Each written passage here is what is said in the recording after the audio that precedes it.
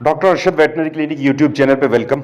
Video में आपको ये बताना है कि अगर आप इनक्यूबेटर्स का कारोबार करना चाहते हैं या घरेलू पैमाने पे इनक्यूबेटर्स बनाना चाहते हैं या फिर आप मायारी किस्म के चूज़े पैदा करना चाहते हैं, तो आपने इनक्यूबेटर किस किस्म का बनाना है, उसके अंदर कौन कौन सी चीज़ें आपने रखनी है और मायारी चूज़ा किस तरह से लिया जा सकता है। मुर्गियों के अंडों से बच्चे निकलवाने का ये 21 दिनों का प्रोसेस होता है, ये 21 दिनों का अमल होता है, जिसमें अंडों के लिए आपको एक इनक्यूबेटर चाहिए जो कि दर्जा हरारत, नमी, हवा और अंडों को टर्न करने यानी कि दाएं से बाएं घुमाने के निज़ाम को अहसन तरीके से बरकरार रख पाए।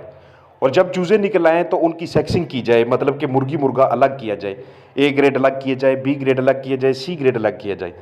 ये एक इंतहाई एहतियात, निगरानी और मनसूबाबंदी से किया जाने वाला अमल होता है, जिसमें मामूली सी गलती से आपको खसारा का सामना करना पड़ सकता है। सबसे पहले ये जो चीज़ें आप सामने देख रहे हैं, ये मैं आपको इनक्यूबेटर्स के कुछ पार्ट्स दिखा रहा हूँ। एक तरफ वहाँ पे बल्ब लगा होता है, ये सामने जाली है, ये ऑटोमेटिक इनक्यूबेटर्स भी होते हैं और उसके अलावा वो वाले इनक्यूबेटर्स भी होते हैं जिसको आपको अपने हाथों से सेटिंग करनी पड़ती है, अपने हाथों से आपको अंडे टर्न करने पड़ते हैं। सबसे पहले आपने फर्टाइल अंडे को अच्छी तरह स्टोर करना है। उसका प्रोसीजर फर्टाइल अंडे को स्टोर करने का क्या होता है कि आप उसको जब 40 डिग्री से उठाते हैं तो 40 डिग्री से 18 डिग्री तक आने का जो सफ़र है उसको आपने अचानक से तय नहीं करना।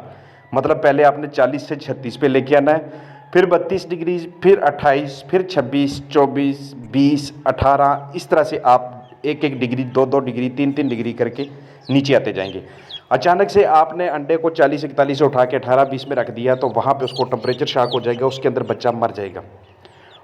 जो फर्टाइल अंडा होता है उसे लंबे अरसे के लिए स्टोर ना रखिएगा। उसको आपने 48 घंटे के अंदर अंदर अगर आप उसको इनक्यूबेटर के अंदर लगा लेंगे तो आपको बहुत अच्छी क्वालिटी के, बड़े अच्छे मयार के चूज़े आपको हासिल होंगे।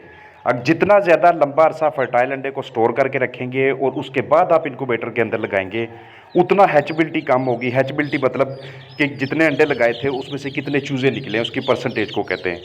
चूज़ों की जो स्टार्टर खुराक होती है उसको भी आपने लाजमी दस्तियाब रखना है। ये जो इनक्यूबेटर होता है ये एक बंद साख्त होती है जिसमें एक पंखा और अंडों को हरारत देने के लिए एक हीटर लगा होता है।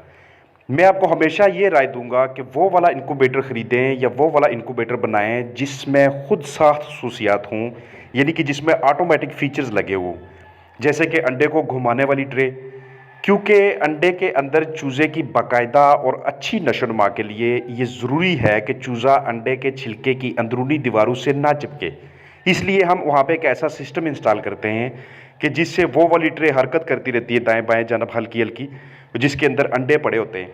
और वो इसलिए होता है कि जो मैंने अभी आपको बताया कि ताकि बाद में चूज़ा उसके साथ चिपके नहीं, अंडे के अंदरूनी हिस्से पे चिपके नहीं, जो छिलका होता है वहाँ पे। अगर वो चिपक जाता है तो उसकी या तो वो बाद में लंगड़ा पैदा होगा या उसकी क्वालिटी ठीक नहीं होगी या फिर डेड इन शेल हो जाएगा, यानी कि शेल के अंदर ही मर जाता है।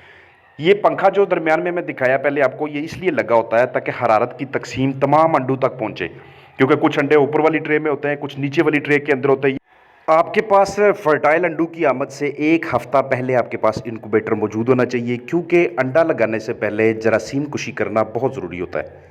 कोई भी अच्छा जरासीम कुश मटीरियल ले लें आप। मिसाल है, हम ब्लीच का इस्तेमाल करते हैं तो सबसे पहले 10% ब्लीच के महलूल से उसे हमने धोना है, फिर गर्म पानी से धोकर खुश्क करने देना है उसको, और फिर ऑन करके उसका दर्जा हरारत देखना है हमने, उसकी नमी का लेवल चेक करना है और ऐसी जगह पे रखना है कि जहाँ कमरे में उसे तेज़ सर्द हवा ना लगे या अगर गर्मियाँ हैं तो तेज़ गर्म हवा ना लगे। बस दरमियाना सा दर्जा हरारत होना चाहिए। बेहतरीन दर्जा हरारत जो होता है वो 100.5 डिग्री फ़ारेनहाइट होता है, और अगर 99 तक भी आ जाता है या 102 के दरमियान में रहता है तो इसमें भी कोई मसला नहीं है, लेकिन 30 मिनट से ज़्यादा ताहीर नहीं आपने करनी।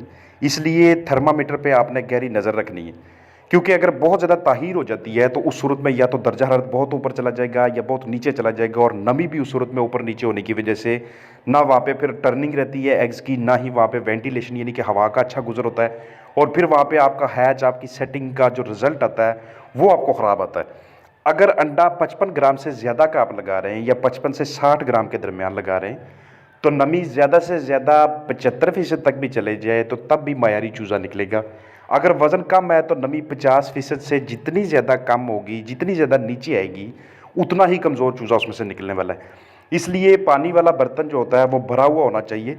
आप इसकी 7वें दिन पे या 10वें या 12वें दिन पे या 14वें दिन पे जाके कैंडलिंग करते हैं। कैंडलिंग क्या चीज़ है? एक ऐसा अमल कि जिसके ज़रिए आप अंडों के नीचे से लाइट गुजरवाते हैं।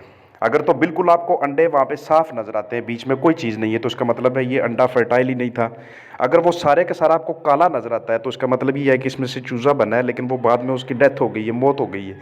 अगर उसमें आपको खून की रगें नज़र आती हैं, तो इसका क्या मतलब है कि इसके अंदर एम्ब्रियो, इसके अंदर बच्चा परवरिश पा रहा है।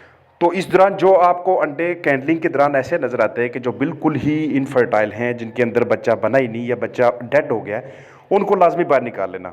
अगर इस कैंडलिंग के दौरान आपको डेड इन शेल यानी कि शेल में ज़्यादा मरे हुए बच्चे नज़र आते हैं, तो अब आपने नमी को 70% से नीचे बिल्कुल नहीं आने देना।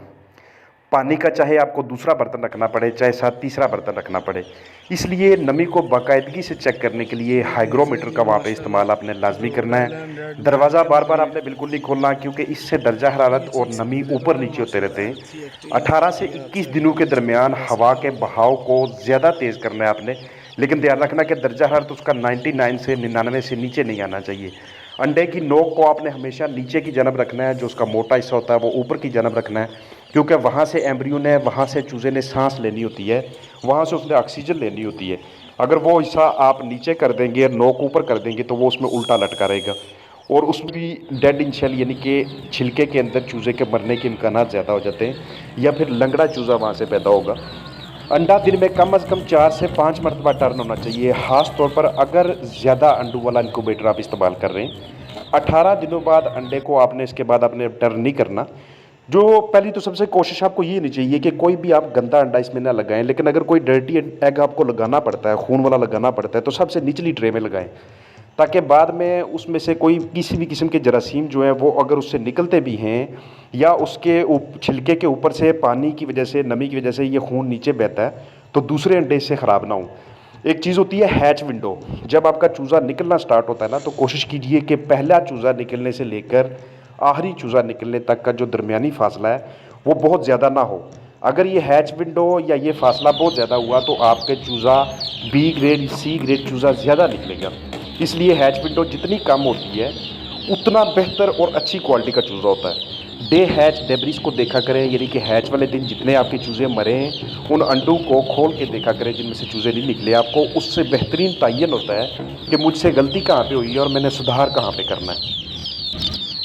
इसलिए जब भी आप घरेलू पैमाने पे इनक्यूबेटर्स बनाएं या फिर आप बाज़ार से ख़रीदें, आपने ये वाले इस तरह के इनक्यूबेटर आपने ख़रीदने हैं कि जिसके अंदर ये सारे के सारी खसूसियात मौजूद हों, ये सारे फीचर्स जिसके अंदर मौजूद हों, जिसमें से एग्स को टर्निंग का बाकायदा निज़ाम हो, हीट की डिस्ट्रीब्यूशन का बाकायदा निज़ाम हो, उसमें हवा का गुज़र के लिए बाकायदा निज़ाम हो, उसमें दर्जा हरारत और नमी को बरकरार रखने के लिए तमाम सिस्टम्स अंदर उसके इंस्टॉल हुए हों।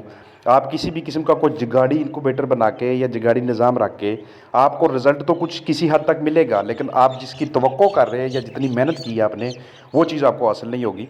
अगर आप इनक्यूबेटर्स बनवाना चाहते हैं, तो मैं आपको भाई का नंबर डिस्क्रिप्शन में दे दूँगा, आप उस नंबर पर रब्ता करके इनक्यूबेटर बनवा सकते हैं।